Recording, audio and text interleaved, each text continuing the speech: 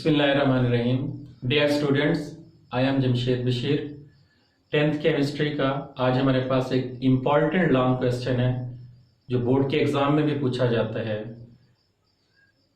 Explain reversible reaction with the help of example and graph. हमने एक reversible reaction को explain करना है ग्राफ की मदद से। अब हम इसकी एक्सप्लेनेशन की तरफ आते हैं कि रिवर्सिबल रिएक्शंस क्या हैं। The reaction in which product recombine to form reactants. ऐसे रिएक्शन जिसमें प्रोडक्ट रिकम्बाइन होकर दोबारा रिएक्टेंट बना दे are called reversible reactions. What are properties of reversible reactions? They never completed 100%। ये ऐसे रिएक्शंस हैं जो 100% कंप्लीट नहीं होते। They are represented by double arrow head. Reversible reactions को दो एरो हेड से रिप्रेजेंट किया जाता है। जैसे हमने ये एग्जांपल लिखी है, इस एग्जांपल से हम रिवर्सिबल रिएक्शन को एक्सप्लेन करेंगे। H2 plus I2, hydrogen plus iodine. जब हम इसको हीट करते हैं तो ये हाइड्रोजन आयोडाइड बना देते हैं।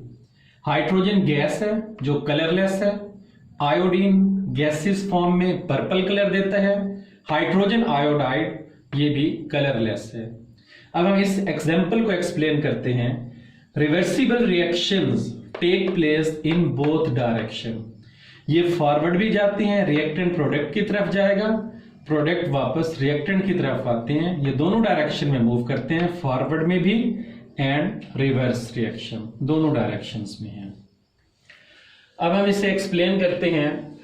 Take a mixture of hydrogen and iodine in a closed flask. अब हमने एक क्लोज्ड फ्लास्क ली, जैसे ये हमारे पास एक क्लोज्ड फ्लास्क है।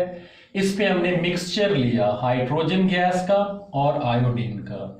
ये हाइड्रोजन है, ये आयोडीन है। क्योंकि ये मॉलिक्यूल की फॉर्म में है तो हाइड्रोजन के दो एटम्स हैं, आयोडीन के भी दो एटम हैं गैसेस फॉर्म में। The purple colour of iodine fades, मध्यम हो जाएगा due to formation of HI, hydrogen iodide.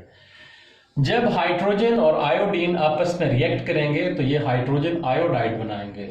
ये पर्पल कलर है। जब इसके मॉलिक्यूल प्रोडक्ट की तरफ जाएंगे तो ये हाइड्रोजन आयोडाइड बनाएंगे जो कलरलेस है।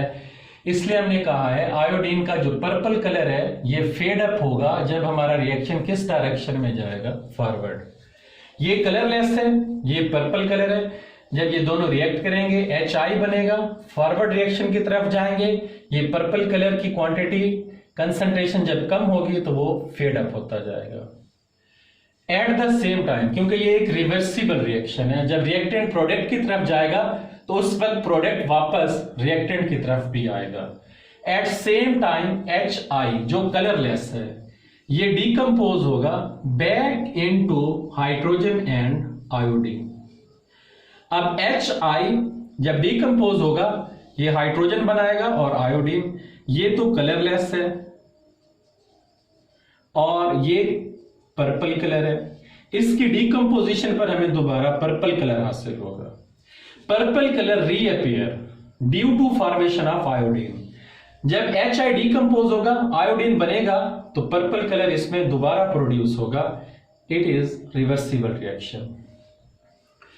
अब हाइड्रोजन आयोडाइड, हाइड्रोजन और आयोडाइड जब आपस में मिलते हैं तो हाइड्रोजन आयोडाइड बना देते हैं। ये क्लोज्ड फ्लास्क है जिसमें हाइड्रोजन और आयोडीन ये हमारे रिएक्टेंट हैं। ये दोनों कंबाइन होंगे, पर्पल कलर फेड होगा तो ये HI बनाएंगे।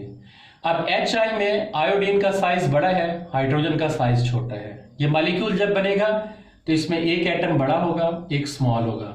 यहां पर दोनों हाइड्रोजन के एटम हैं, दोनों का साइज बराबर है। यहां पर भी दोनों आयोडीन के एटम हैं, दोनों का साइज बराबर है। ये रिएक्टेंट प्रोडक्ट की तरफ जाएगा। जब ये डिकम्पोज होगा तो पर्पल कलर रीअपियर होगा, क्योंकि जब HI टूटेगा तो ये हाइड्रोजन देगा और आयोडीन पर्पल कलर हमें देता है। अब रिएक्टेंट प्रोडक्ट की तरफ जा रहा है, प्रोडक्ट रिएक्टेंट की तरफ आ रहा है। A stage at initial state rate of forward reaction is fast. अब हम रिएक्टेंट की कंसंट्रेशन ले लेते हैं H और I2। ये इनिशियल स्टेट में मैक्सिमम कंसंट्रेशन शो कर रहे हैं। अभी प्रोडक्ट हमारा नहीं बना, इसकी कंसंट्रेशन 0 है।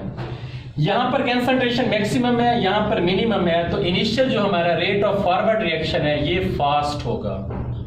आहिस्ता आहिस्ता रिएक्टेंट डिक्रीज होता जाएगा, प्रोडक्ट इंक्रीज होता जाएगा। इसकी कंसंट्रेशन डिक्रीज होकर 10 से 9 हो गई तो ये 0 से 1 हो गया, फिर ये 9 से 8 हो गया तो ये 1 से 2 हो गया, ये 8 से 7 हो गया तो ये 2 से 3 हो गया। इसकी कंसंट्रेशन डिक्रीज हो रही है तो आहिस्ता आहिस्ता ये स्लो डाउन होगा। इसकी कंसंट्रेशन इंक्रीज हो रही है तो ये आहिस्ता आहिस्ता स्पीड अप हो जाएगा, reverse reaction. Rate of reverse reaction slow होगा स्टार्ट में, rate of forward reaction start में फास्ट होगा। रिवर्स रिएक्शन स्लो होगा, बतदरीज gradually forward reaction slows down, क्योंकि इसकी कंसंट्रेशन कम होगी। रिवर्स रिएक्शन स्पीड अप, इसकी कंसंट्रेशन बढ़ रही है। Finally both rates become equal and opposite, it is called dynamic equilibrium. तो इसके दरमियान डायनेमिक इक्विलिब्रियम सेट हो जाएगा। जब रिएक्टेंट और प्रोडक्ट की कंसंट्रेशन बराबर होगी तो ये डायनेमिक इक्विलिब्रियम होगा। अब यही एग्जांपल हम ग्राफ की मदद से एक्सप्लेन करते हैं। ग्राफ में ये हमारा एक्स एक्सिस है जिसपे हमने टाइम लिया है मिनट्स में, और वाई एक्सिस पर कंसंट्रेशन है। स्टार्ट में टाइम 0 है, 0 टाइम पर प्रोडक्ट 0 है और रिएक्टेंट मैक्सिमम है, ये रिएक्टेंट है।